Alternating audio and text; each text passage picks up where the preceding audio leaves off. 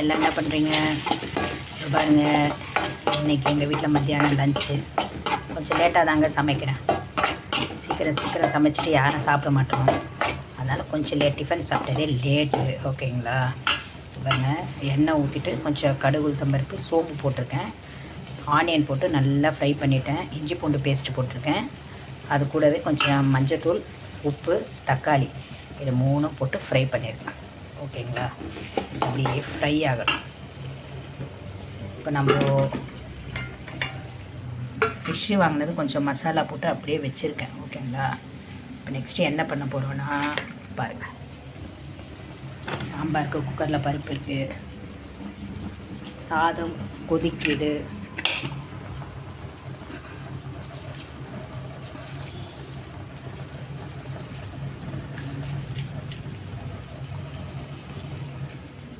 இப்போ தேவையான மிளகாய்த்தூள் நம்ம எடுத்துக்கலாம். ஐயோ சாரிங்க. தனி மிளகாய்த்தூள் காரத்துக்கு ஏற்ற மாதிரி. ஆந்திராவில் செய்வாங்க என் சிஸ்டர். அங்கே எல்லாமே இப்படி தான் செய்வாங்க. நம்ம ஃபிஷ்ஷு குழம்பு வைப்போம், அங்கே ஃபிஷ்ஷு கிரேவி மாதிரி பண்ணுவாங்க. நல்லாயிருக்கும். ட்ரை பண்ணி பாருங்கள் நீங்கள் ஒரு வாட்டி. கரைச்ச புளி ரொம்ப போடக்கூடாது. நீங்கள் ரொம்ப போட்டிங்கன்னா மீன் குழம்பு டேஸ்ட் வந்துடும்.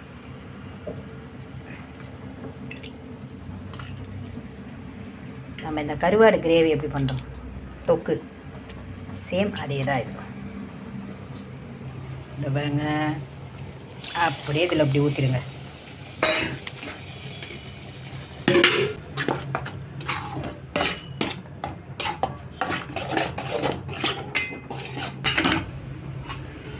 கொஞ்சம் உப்பு போட்டுக்கோங்க.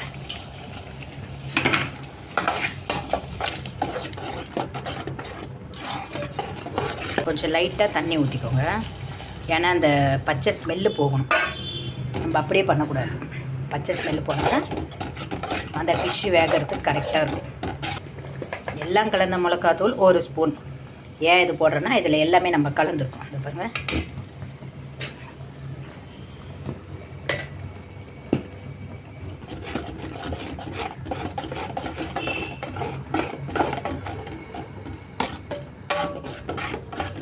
அப்படியே இறக்கக்குள்ளே கருவேப்பிலை கொத்தமல்லி எல்லாம் போட்டு.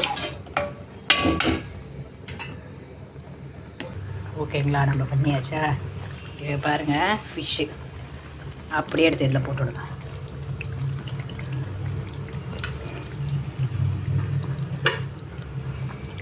ஒன்று ஒன்றாங்க எல்லாத்தையும் எடுத்து நம்ம இப்போ மேலே போட்டுடணும்.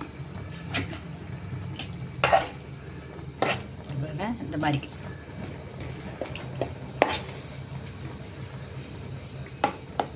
இப்போ நம்ம வாட்டர் எதுவும் கலக்கக்கூடாது. இதுலேயே நல்லா கிரேவி ஆகணும். இந்த மாதிரி ட்ரை பண்ணுங்கள்.